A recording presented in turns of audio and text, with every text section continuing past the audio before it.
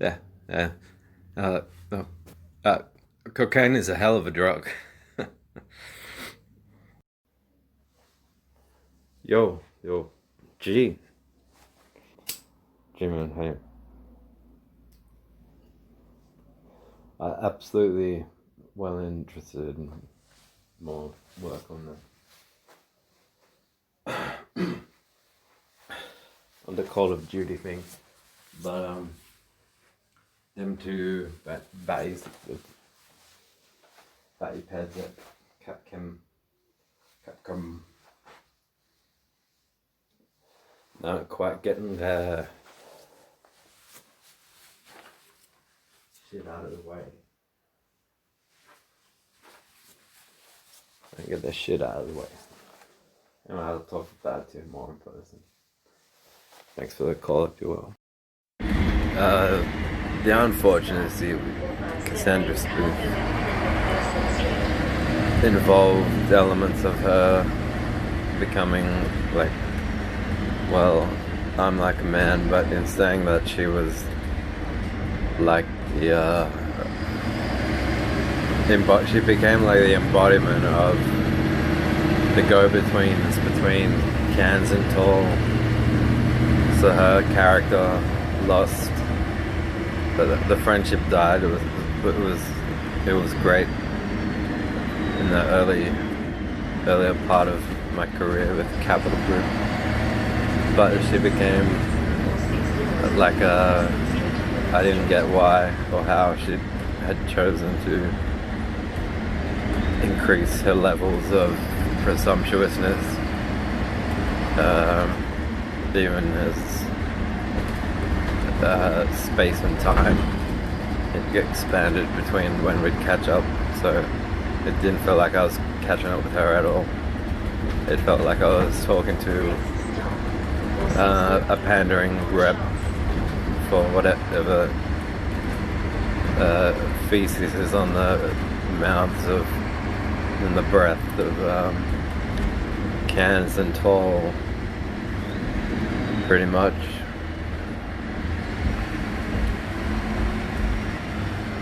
A red car to the north and straight on till morning.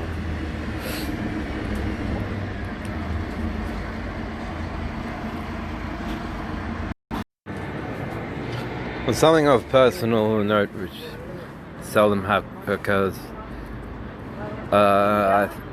I am very much into tying together the whole Pedcule 3000 thing with maybe picking out the best of the music that I've made and trying to get it mastered or checked for mastering, and then write about the concepts of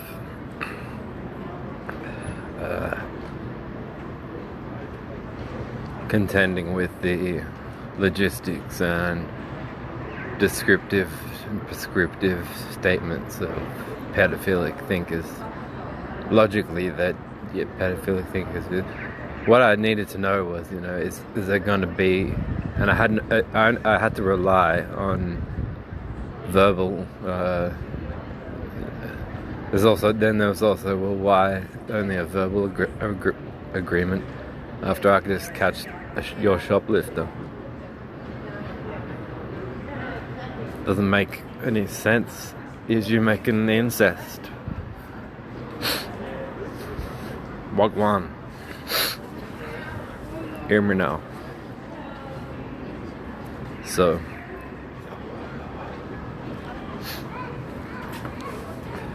that's what I think I'll do.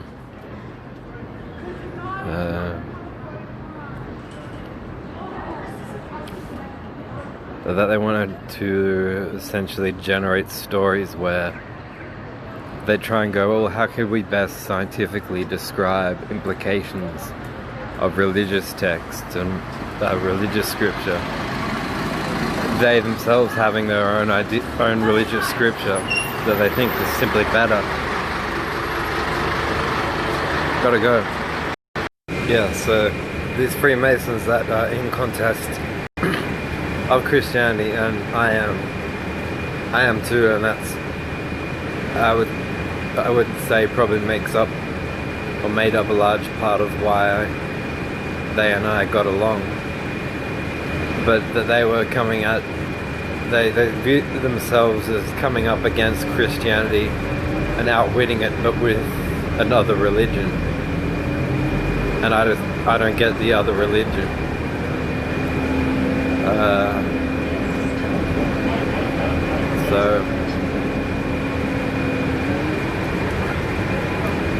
And that puts people like Roger and Gary on, you know, into death threat mode and burglary of house mode and electronic fuckabout mode. So that was PHUCKABOUT, fuckabout mode.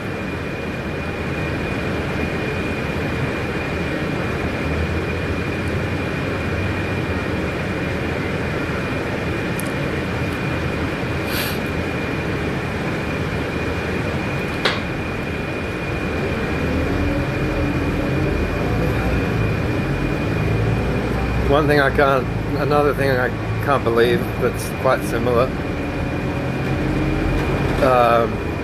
is Walmart taking issue with Sheryl Crow.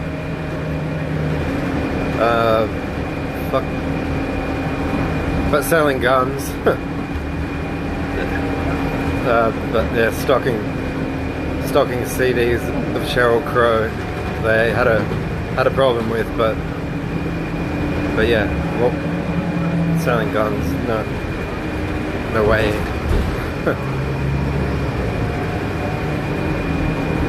The common denominator is religion in both circumstances of errancy, as I see it.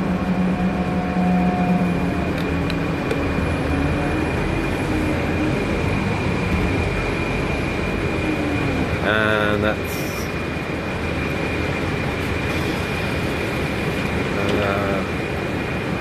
the will to wish to see the danger of religion recognized is what I'm about, and I mean that in general. Like all the three of the Abrahamics, both my turntables, CD turntables, lost power on the very same day. Lost power. I could power them up, but they couldn't. Neither can read a disc of any sort. So that happens at the same.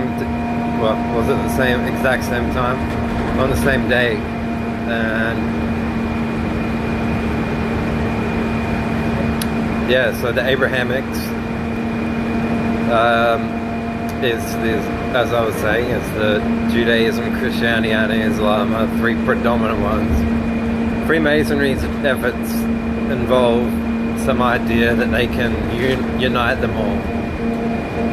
While you can't be a member of their church, while you're to understand their rule or religious lordship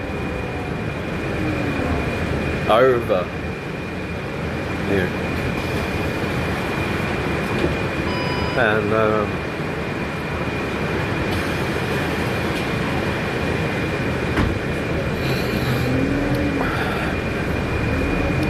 so it's one thing I just can't fathom is that making them like a triple decker fuck up in the head with analyzing concepts. If they're like, let's bring together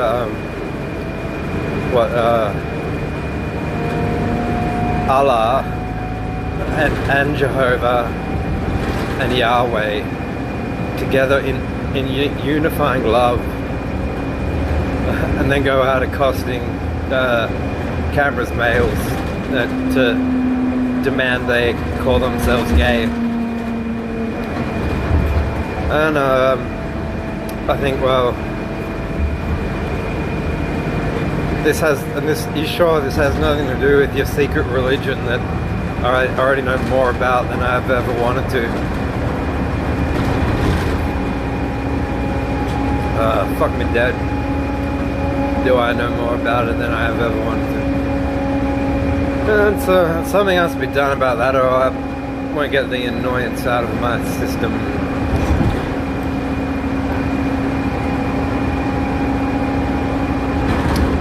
So these unifiers, you know, I said you get together a board meeting of any of the two churches. Like I'm placed between two churches, a moron church and a uniting church, and I'm like, well, get the managers to state their basic principles and discuss how they're truly unifying or united in their view of the truth, and watch them split out into more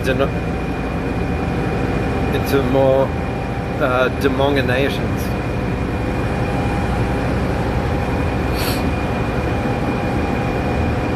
I miss the smokabilly days.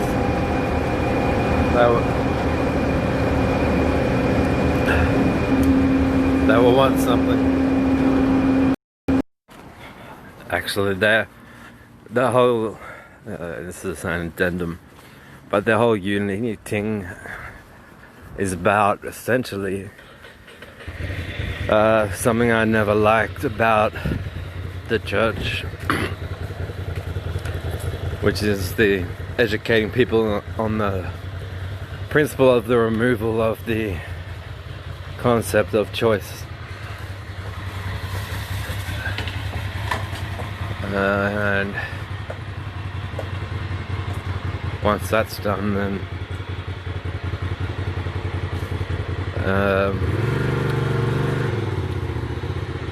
it never goes well. Nothing goes well. So they're sort of going like, well, look, we're claiming we've mysteriously, magically twinkled together these three religions. Do you now agree that you have no choice? And then, so that's why that you get workplace training and peducation from Tolicans.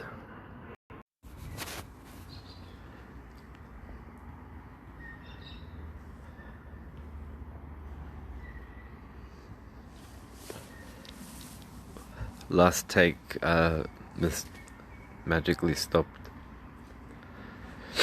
I was saying without my adequate pain relief, I'm left remembering various scenes,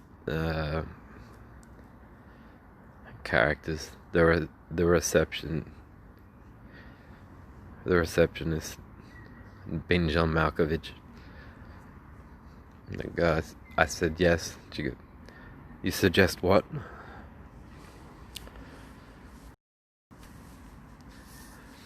While feeling so much anger.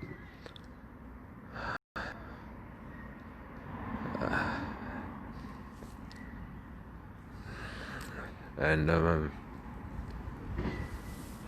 also get eggy and think about egging houses. So egging houses, I gave a speech on the morals, why it could be moral to egg a house. Life for me now is odd in that I'm still here in Canberra, and Canberra's still Canberra, but in conversations I'm not frequently contending with murder accusations, implicit or explicit. What God planned for you.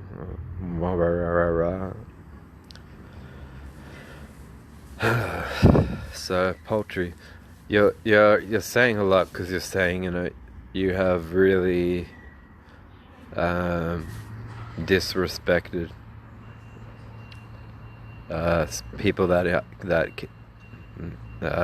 are important to me, and and when I got their back.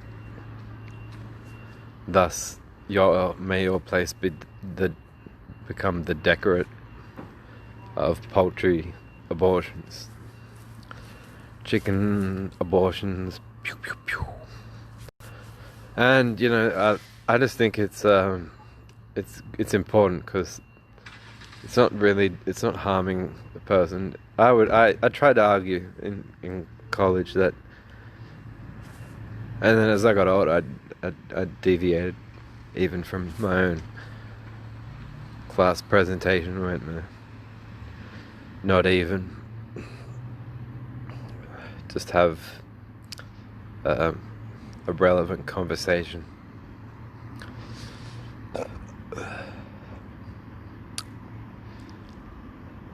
So, however, I feel like it's a mix now of, do I wish the previous me back? Do I wish? But then I don't like to think in those terms, because I spent a lot of time just having to imagine while in society that, well, I don't really like what's to me a very memorable series one of Picard is, you notice that they represent Surak and the Vulcan famous Vulcan logician intertwined with concepts of human existentialist philosophy. So they had like this book on Star Trek that's not written yet, Surak and existentialism. And I just smile because smile and feel sad at the same time, because it's like, yeah, true. Existentialism is probably the branch of modern philosophy that has endured and towered the rest. Probably in the most disputable zone is Soren Kierkegaard, but I have to admit to not really. I kind of have heard more babble, perhaps, than I have reputable details about why. I would say if you're into existentialism, avoid reading Kierkegaard. It's a waste of time. I can't really say that I have enough info on that topic. But yeah, that was a brilliant moment.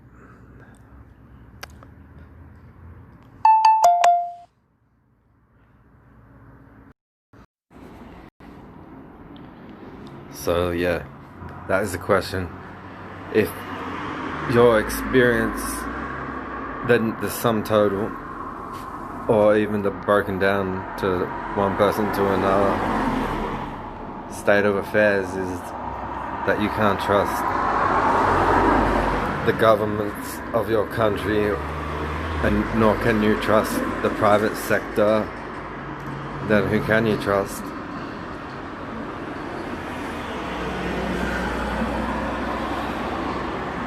Then that's Mum America, obviously.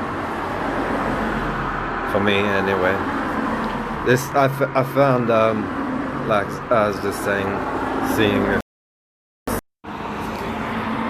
the Surak on existentialism. You think back to the 97, I think it was, film for the First Contact film, which involves the Borg going back through time and assimilating humanity when they were pre-Federation.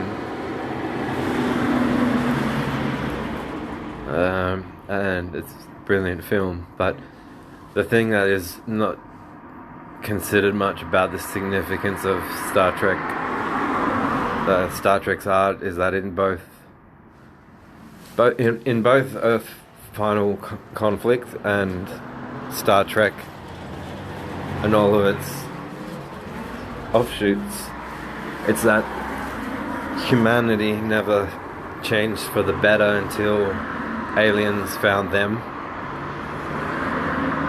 And so, in the Star Trek story, humans learn from the Vulcans, and first contact with the Vulcans. This,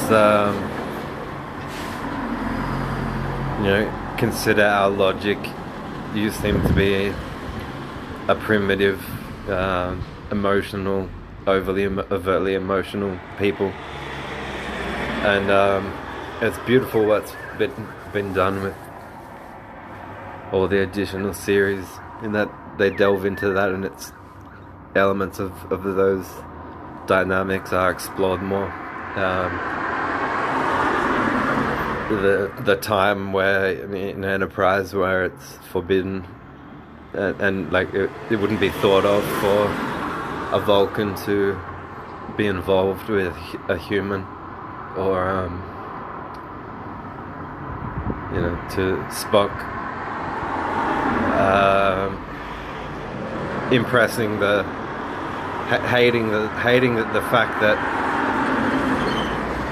his acceptance into the Vulcan Science Academy, he wasn't sure whether to apply to Starfleet or the Vulcan Science Academy. So the Vulcan Science Academy say, well, we accept you, but we do so while confounded and impressed by your abilities despite your obvious disability. And by that they meant that he was half human.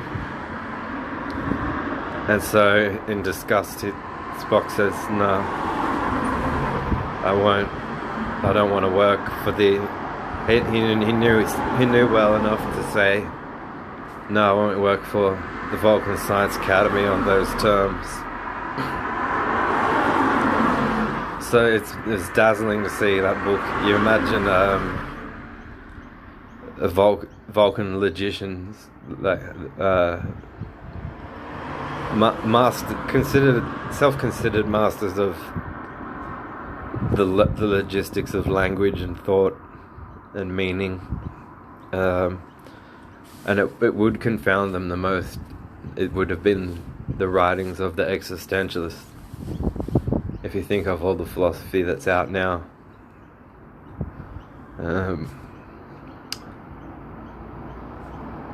so yeah, I thought that was an awesome moment. Existentialism, you can go so far beyond considering what the definition of who am I is, to the point of beyond the point of I'm not dependent on, I have no need for the faith of any churches nor the existence of any gods, to going, oh, am I an idea? Do I exist?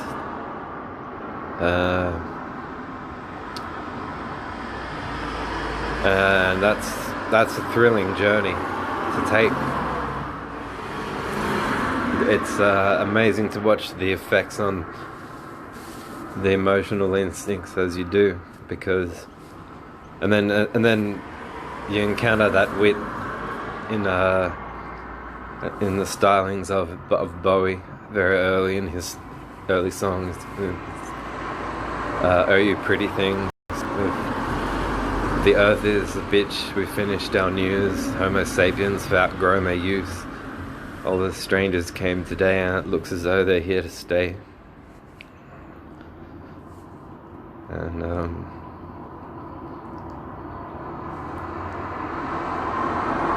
I had recognized a way I was often told I was cheeky or like a smart ass, which was frequent feedback from a lot of people. And then I was actually brought to a genuine pause when I'm watching Bowie singing in the 70s, and it's in the way he's looking at the camera, facial expression.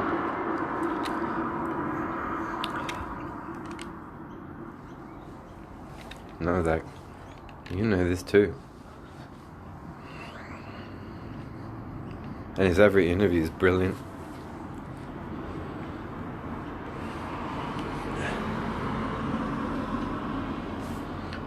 It's who you like in art and why, and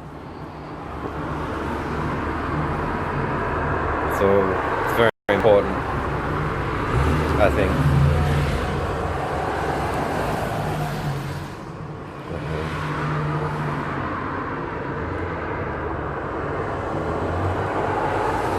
But the question of it being the same idea as realizing, neo-nihilism is stating three basic ideas that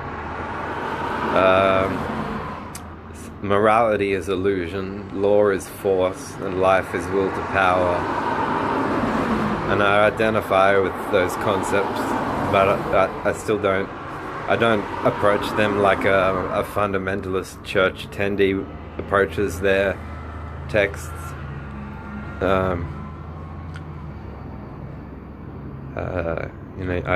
I try and I enjoy the process of questioning those ideas too, and that I think the greatest teachers inspire or impart the idea that you do question and are free to question them.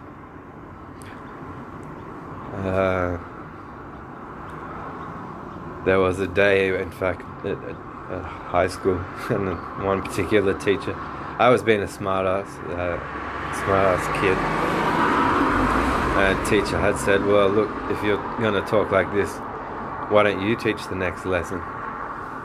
So I was like, okay, and I prepared some video cassettes and the telly, and taught a class, but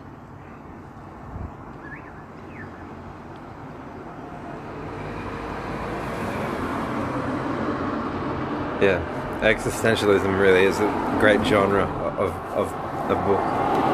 It's like it is like an immersion and a cross between a logician's rhetoric and a creative will.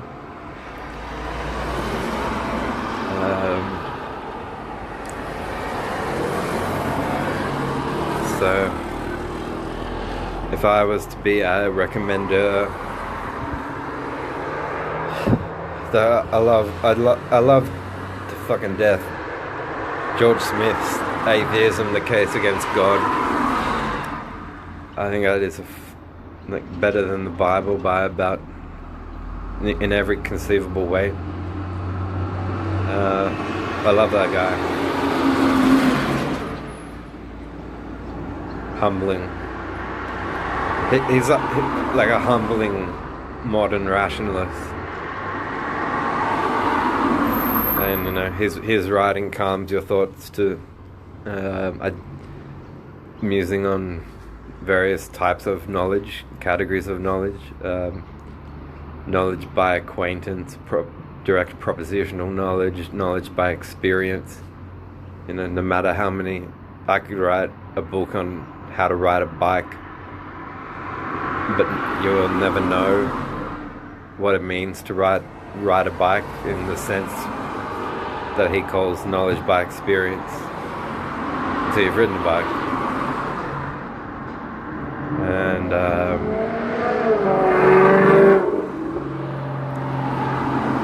but yeah, some of the rationalists, a guy called John Gray, his book Straw Dogs and Thoughts on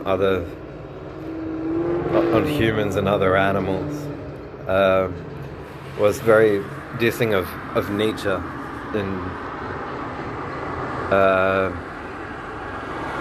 in a way I didn't feel I liked,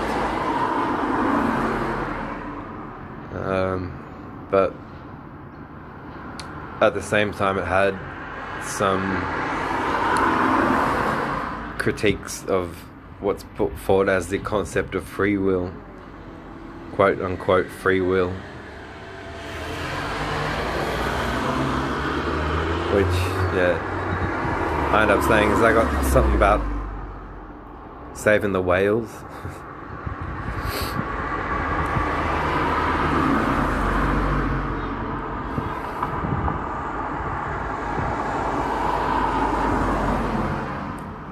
I don't accept arguments for the existence of free will in the religious sense, because I think it could only be conceivable at the price of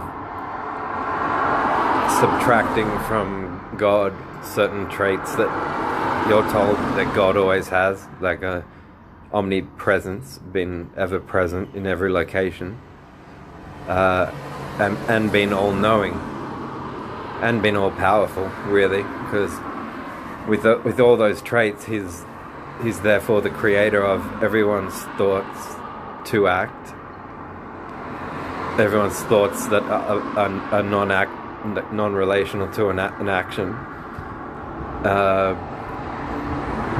and all of it, really, the good and the bad, and the Bible admits as much. So burn it. And the last, I guess, and the higher point to conversation on why things, genres like existentialist philosophy is very compelling and inspiring, is that, yeah, if you look at why these church denominations get together and keep going, well, we're getting at the truth. Like, the truth is this, and then the most they come up with is a monist, prophilic framework point of view that's exclusive of more people than it's relevant to. Is going, well, is it that on a subconscious level even these groups are pandering to essentially wanting to think like a cop all the time, because it's true, like, dictionaries define the truth as the true or actual facts of a case. So then case mongers go around constantly saying, well, what's the case with you? What's the case with you? What's the case with you? And granted, reason is important and has its relevance, but we did not evolve from people reading books. We had to suffer it as part of time when everyone was the slaves and peasants and commoners or whatever. And so they were enslaved, and laws were structured in such a way that they were at threat of death for questioning on certain lines, and their families didn't have, or weren't considered important enough to have a quill of ink and a papyrus manuscript to write their own name on. Instead, they get lectures on, you're actually all inbred from a garden. Like, well, and all this talk about this Christian idolizing of bloodline purity, like the Messiah will come and he'll be of pure bloodlines. Like, what tests in a time when to spit on your wound was to heal it? What sort of blood purity tests do you think that they had devised, technologically speaking? It meant that what it meant was that in the kingdom they inbreed. Oh, it's so understated that it's almost like you're reading that kingdom's shame in the whole ordeal. So you can at times feel like, who do you feel sorry for? The people that were deprived of even the right to write on a piece of papyrus manuscript, or these noblemen being inbred to, here's your betrothed, bewedded mother, cousin, sister.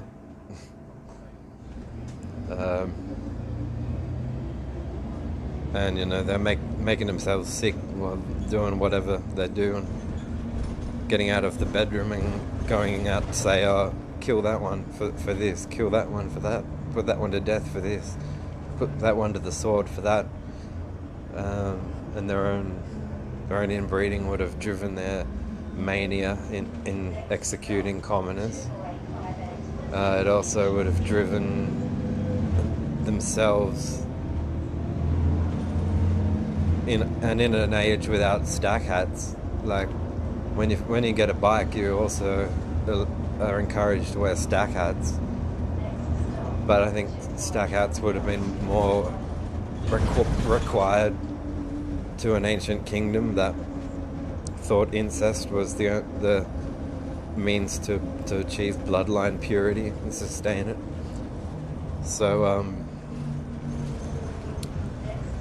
I can see these kingdoms inbreeding themselves out of mainstream history, and then the people rising up and discovering their manuscripts, and with no better education or education system in place to back how they had grown hitherto, they just simply would have thought whatever was written on any manuscript had to be preserved, and not only preserved but deemed true, deemed teachable, deemed the way to go,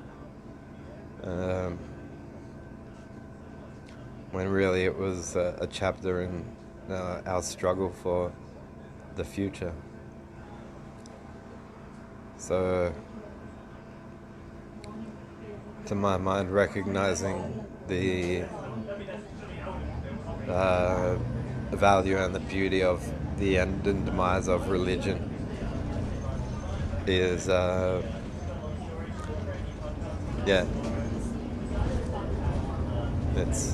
it's special. It's great.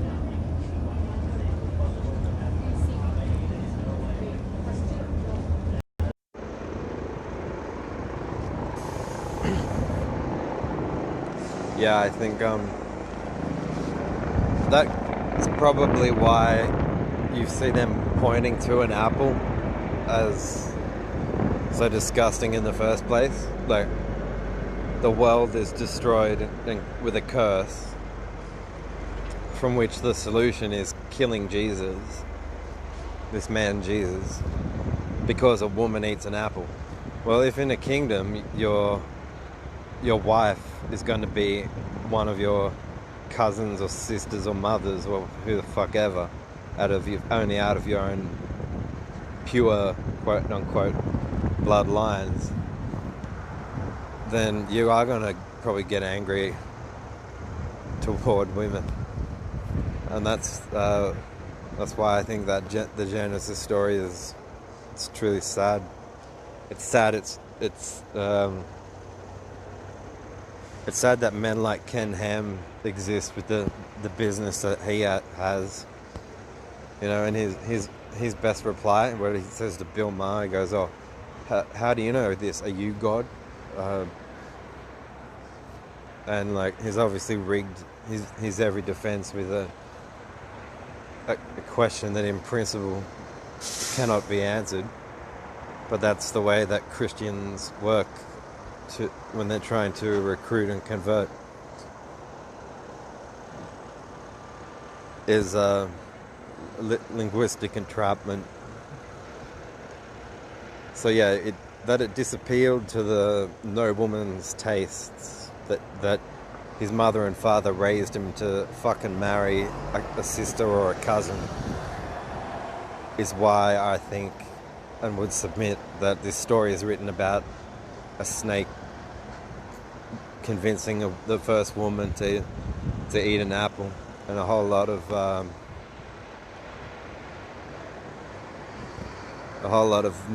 misogyny just pours out of the minds of those that love this story, when really there's nothing but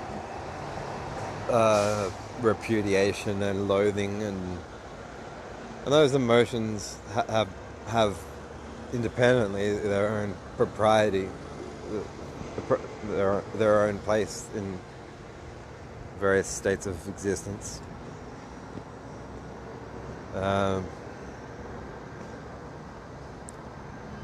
I consider that a bad play of the hand, and that's where I think that stemmed from. Would have been that if the guy talking to the guy with the scribe, talking to the scribe, telling him what story to write, was forced by the order of his command of his mother and father to both marry and fuck a sister or a cousin, then it would gross him out on the level of his sex, and then the best inspiration he can come up with and wonderment he can come up with is a woman eating an apple destroyed the earth. It could have meant to that man, like, well, by the force of my own parents, my heart's been broken because they've forced me into this role. But he takes his aggression out on females altogether.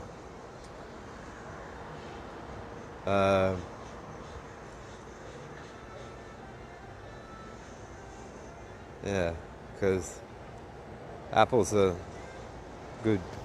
Ask Granny Smith.